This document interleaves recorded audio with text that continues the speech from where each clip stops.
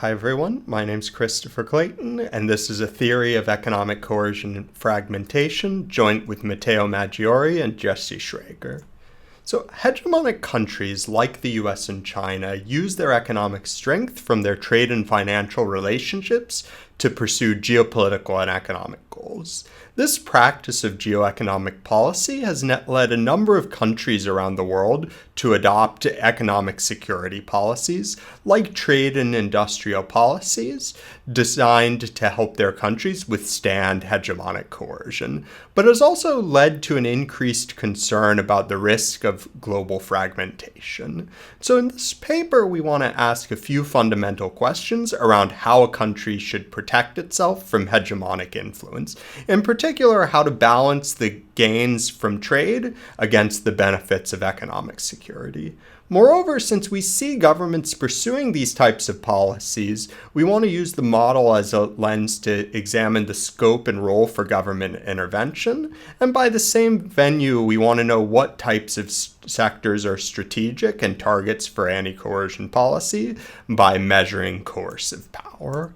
So the model I'm going to walk through today is going to have three core ingredients. There's going to be a collection of countries that's operating within a global production network. Within this environment, there's going to be one country called the hegemon that's going to be pursuing economic coercion. That is, it's going to be trying to get foreign entities to change their behavior or make concessions that are favorable to the hegemon.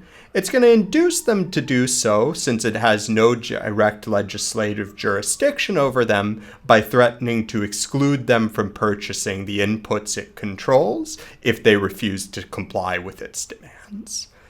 In anticipation of hegemonic coercion, other countries are going to be able to adopt ex-ante anti-coercion policies, which are going to be, for example, trade and industrial policies designed to shape up their economies to withstand hegemonic influence.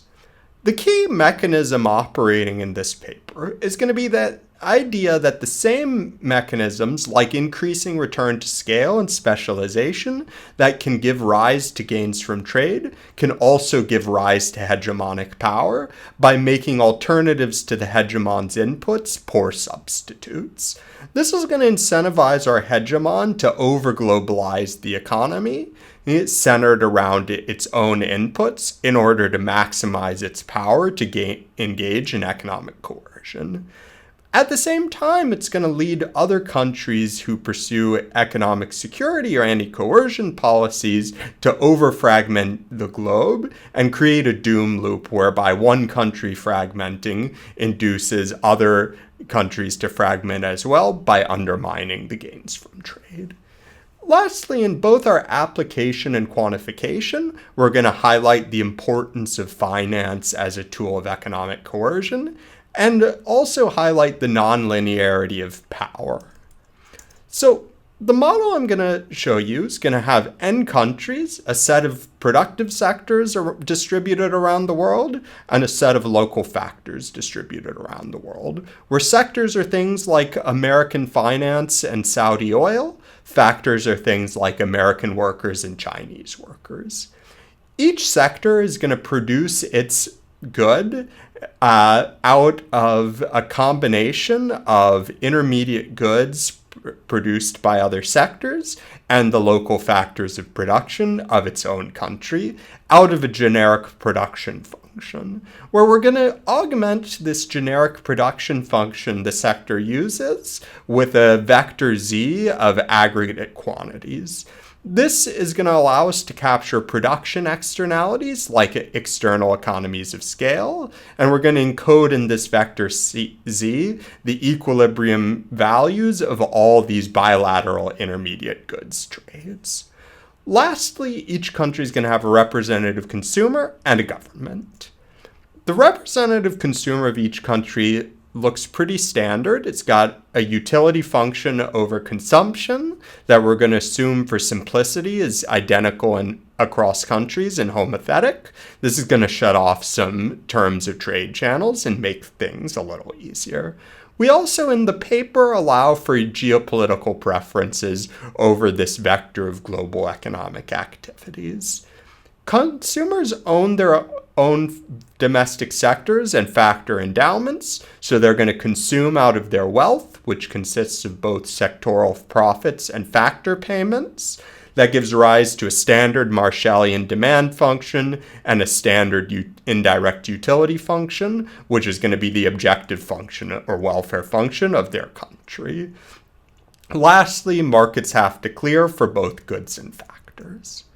So let me walk you through the timeline under which each type of agent operates in this setting. So at the end of this model, producers are going to produce and consumers are going to consume.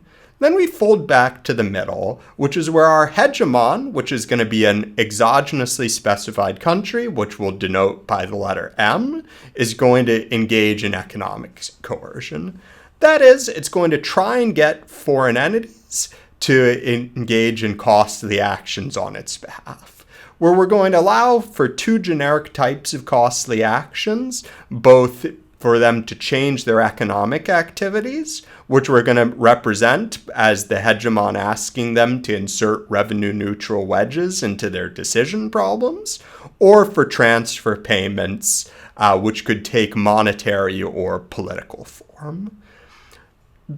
Of course, the hegemon's got no direct legal jurisdiction over entities in foreign countries, and so it's going to have to induce these foreign entities to comply with its demands. Here it's going to do so by threatening to suspend access to the inputs it controls to entities that don't comply with its demands.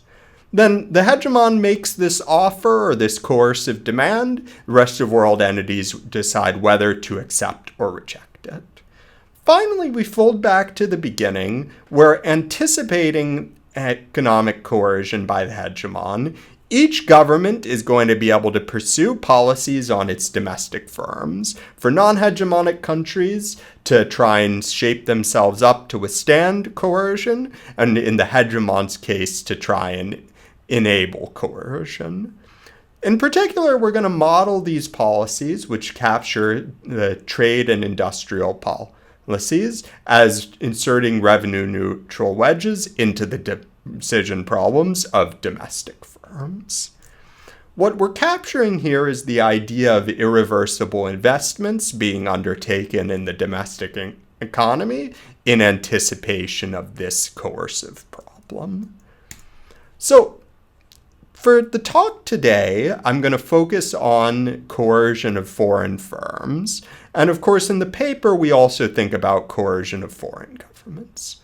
So at the heart of this problem is going to be a participation constraint for the firm in the coercion stage, which just says the firm has to be better off complying with the hegemon's demands, that is, accepting the induced wedges and making the transfer payment while retaining access to the hegemon-controlled inputs, as opposed to refusing to comply with demands and losing access to the hegemon's controlled inputs.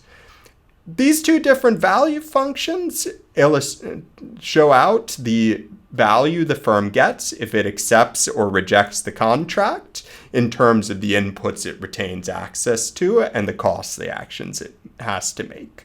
So if it complies with the hegemon's demands, it's got to insert the additional wedges into its decision problem, but it can access all inputs. If it rejects the demand, it loses access to the inputs the hegemon controls, but can try to re-optimize towards other possible suppliers.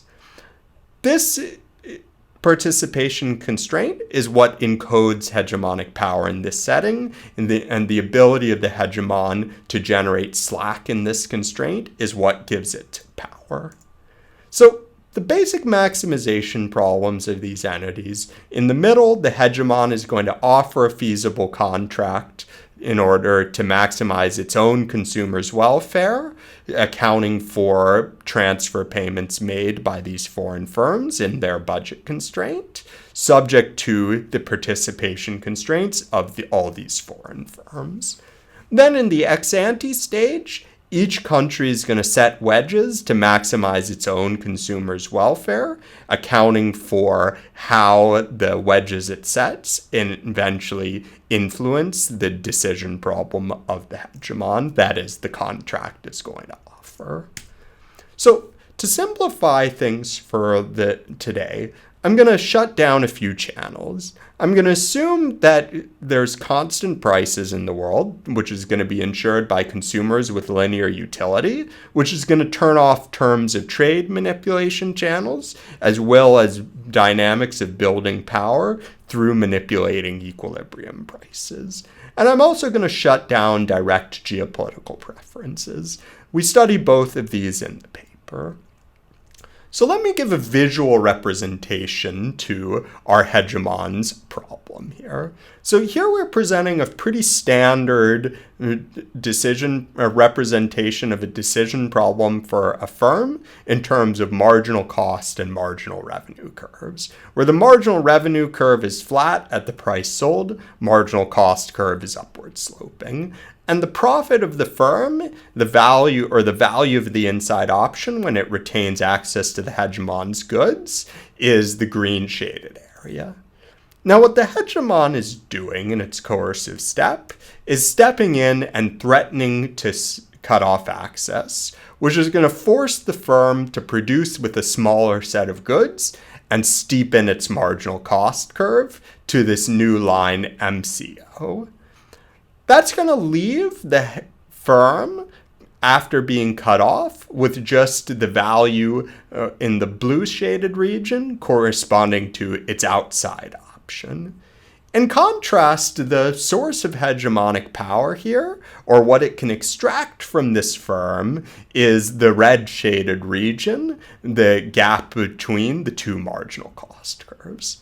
What this tells us is that the hegemon really cares about maximizing the gap between the inside and outside option, and the hegemon is going to try and build power by manipulating the equilibrium in order to increase this gap. On the other side, other countries know that their firms are going to be held to their outside options, and so any coercion is going to operate around trying to lift up this outside option, both directly by shifting production externalities in the world and indirectly by manipulating the demands the hegemon makes of its firms and others. So formally, of course, we can encode this into the propositions of what the hegemon asks of these foreign firms in terms of economic. So there's here we're representing this as a sort of standard optimal tax formula. There's one component of this optimal tax formula which looks very familiar, which is the hegemon cares about spillbacks from externalities in the world, here production externalities, to the profits of its own domestic sector. Then the new component, which is the first term on the right-hand side, is about shifting production externalities in the world to maximize the gains from trade or vis-a-vis its own inputs. In other words, to maximize the dependency and the power that the hegemon has over these firms by either increasing the inside option or decreasing the outside option. Now, of course, other governments know they're going to be subject to this coercion. So when they're structuring ex ante their optimal taxes on their own domestic firms, they're going to set them in order to maximize that outside option. So they're going to target production externalities to lift up the profitability of their own firms at the outside option. This, of course, happens through two channels. The first is through standard amplification of production externalities. The second is through anti-coercion, or shifting the demands the hegemon is going to make of their own firms as well as other firms around the globe. Lastly, we can think about the welfare consequences of hegemonic coercion and anti-coercion. Here we've got a representation of the global planner's solution, where the global planner has tried to maximize global surplus by shifting out that marginal cost curve as much as possible through shifting the equilibrium externalities. Now, of course, the hegemon could try to replicate this solution, and it could, in doing so, extract a transfer of the gap between the marginal cost and outside option, or inside and outside option, the red shaded region. Now, of course, this isn't the best that the hegemon could do here. Why is that? It's because the global planners maximize the inside option, or the profitability of these firms, but it hasn't maximized the dependency or the gap between the inside and outside option. And so generically what the hegemon's going to want to do is shift towards the interior of the global Pareto frontier in order to maximize that dependency. This is the sense in which we think of the hegemon as over-integrating the world, trying to make other countries more dependent on its own inputs in order to maximize its power over them. Then, of course, in contrast to this, anti-coercion is going to lift up the outside option of all these countries without regard to the destruction in global value that can happen as a result. So that's the kind of general principles of this framework. Now let me make it a little more concrete in our leading application to finance as a tool of coercion. Finance is an important application because financial sanctions are very commonly used by the US in its pursuit of foreign influence. It often comes with the expectation that a foreign entity, whether a firm or a government, stop the activities the US doesn't want happening, or else lose access to business relationships with the United States. It's somewhere where there's the potential for large strategic complementarities, that is, many users want to coordinate onto common financial systems, and in which the US is a largely dominant provider. Finally, it's somewhere where we're seeing signs of fragmentation, with countries like China and Russia trying to develop alternatives to the US-based financial system. So we're going to specialize our theory to our application, where our US hegemon is providing financial services to the rest of the world. Each rest of world country has a financial intermediation sector that's providing intermediation service to domestic manufacturing firms. And it's going to be able to provide those intermediation services out of a combination of the US financial services and a home alternative financial service.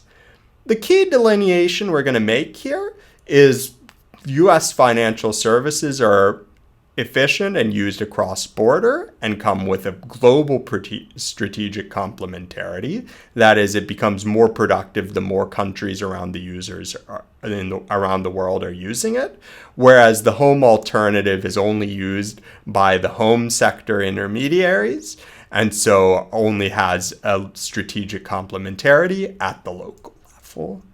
Formally, we're going to represent this, our hegemons producing its financial services out of the effort of its bankers. Similarly, the alternatives are produced out of the banker effort in each of their own countries.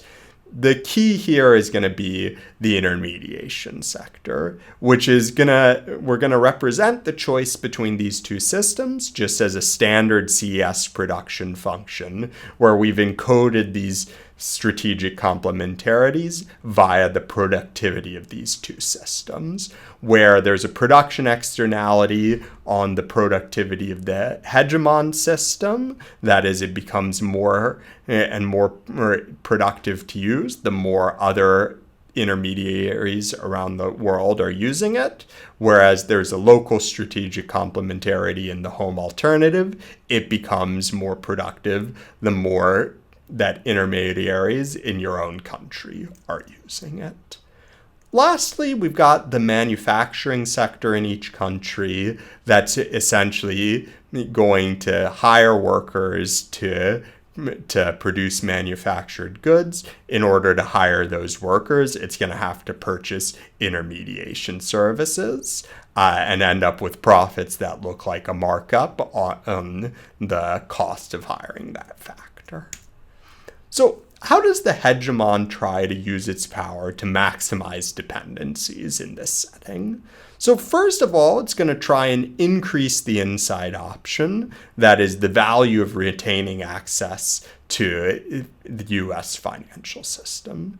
In order to do that, it's going to leverage that global strategic complementarity and implicitly ask foreign intermediaries to use more of its own financial services.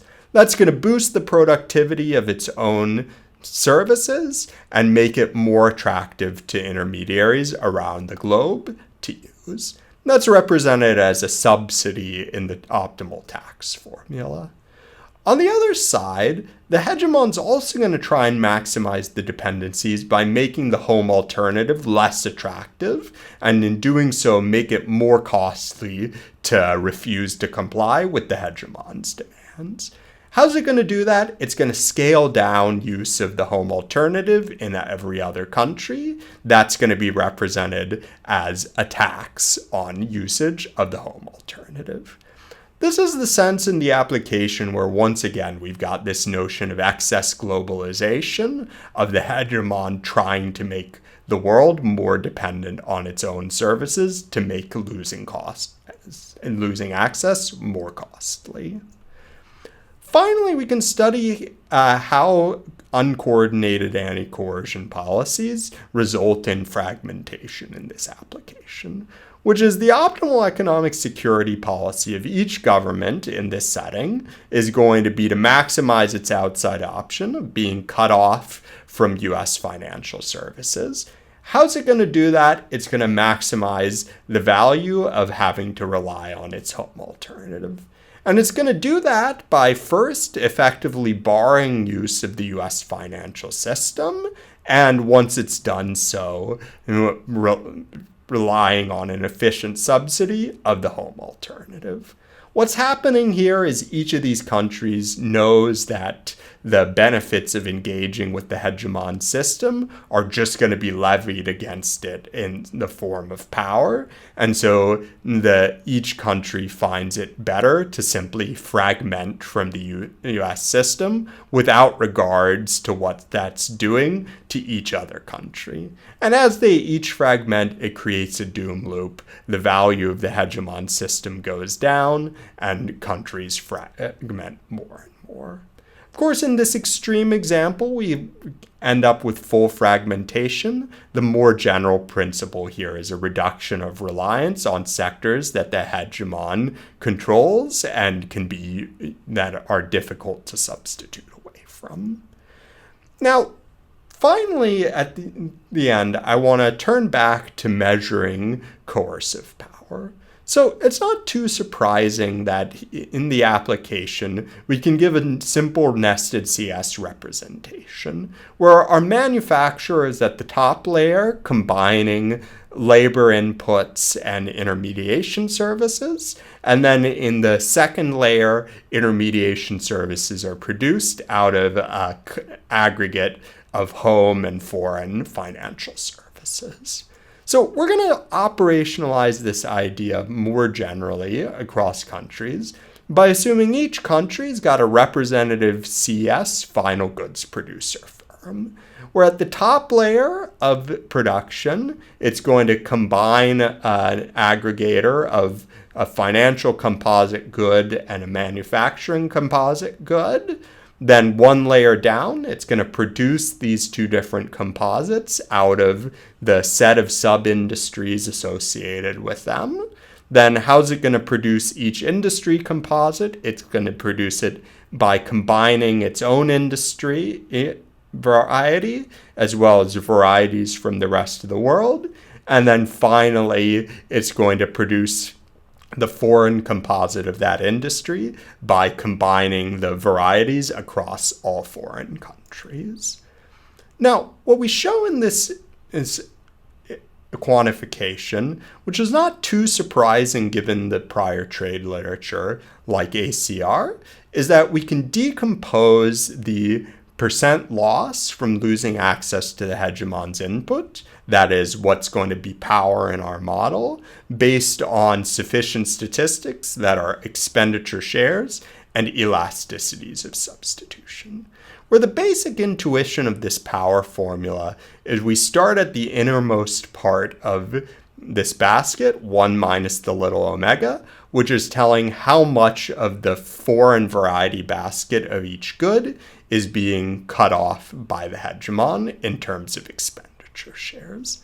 That induces the initial impact on the economy, and then from there we go up the chain, where first the country tries to substitute towards other foreign providers, then it tries to substitute to domestic production, then it tries to substitute to other industries, and finally it tries to substitute between finance and manufacturing.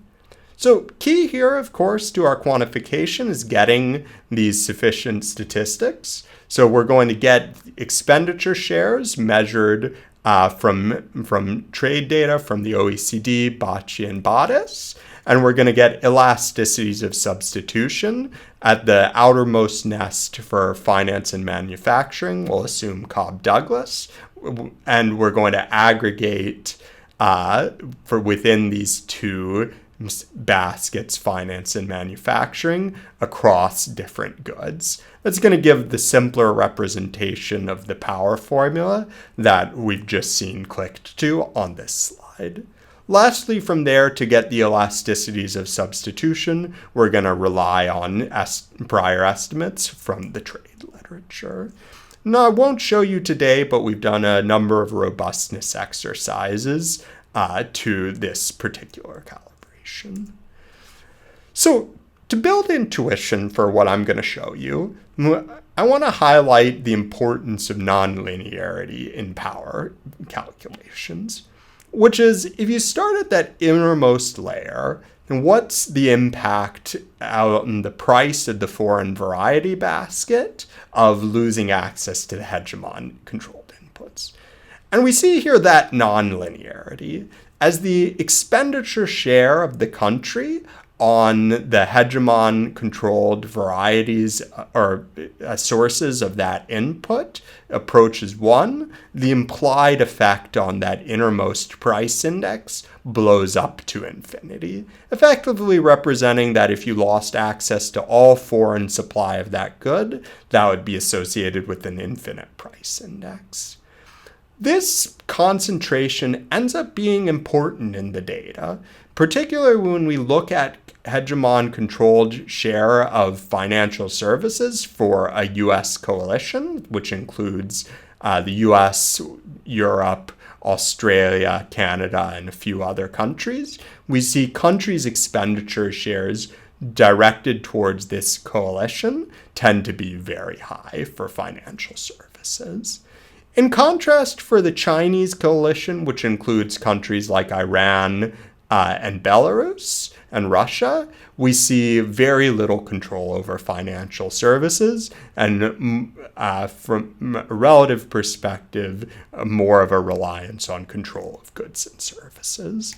And so when we operationalize this in the power analysis, we see first for just threats carried out to lose access to the US and China itself, there's a very heavy reliance on threats to cut off goods and services for China in order to generate power, with only a couple countries like Singapore having a material amount of power over them from financial services. In contrast, for the US, we see more of a combination in power, where for a number of countries, the US is getting a large portion or a large amount of power from threats to cut off financial services. This image really expands and showcases the nonlinearity when we take it up to the coalition variance, where now the American coalition, which controls such a large portion of the foreign expenditure share on financial services, generates a very large amount of its power from threats to cut off financial services, whereas the Chinese coalition still relies largely on threats to cut off goods and services in order to generate power. Lastly, I want to turn to the consequences of this for thinking about anti-coercion policies. Here, we're highlighting out what we call isopower curves, which are sets of controls of expenditure shares on finance and manufacturing that deliver the same amount of power.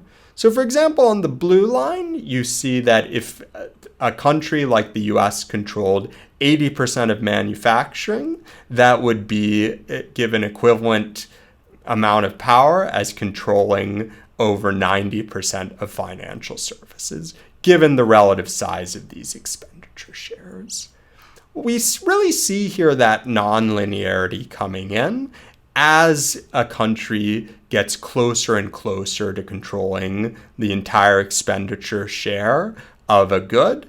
Power increases significantly as it obtains further increases in expenditure shares. This has the implication that adding a couple countries like Singapore to the US coalition can actually materially increase the power it has.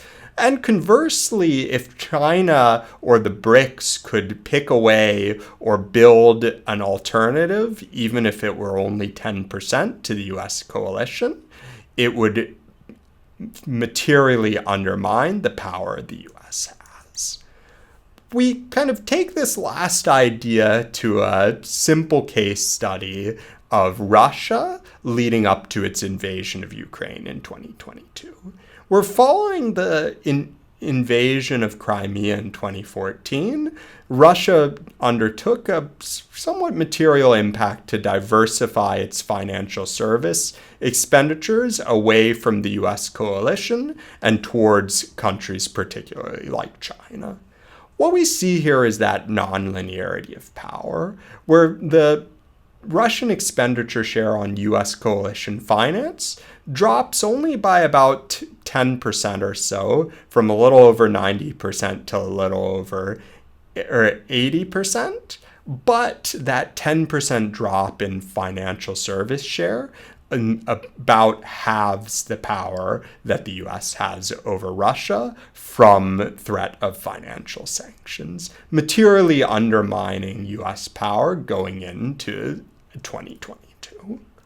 So let me go ahead and conclude. So we've shown you today a model of economic security policies to help assess the role and scope for these. That's really given front and center attention to the idea that the same mechanisms like economies of scale and specialization that can give rise to gains from integration can also lead to instruments of economic coercion.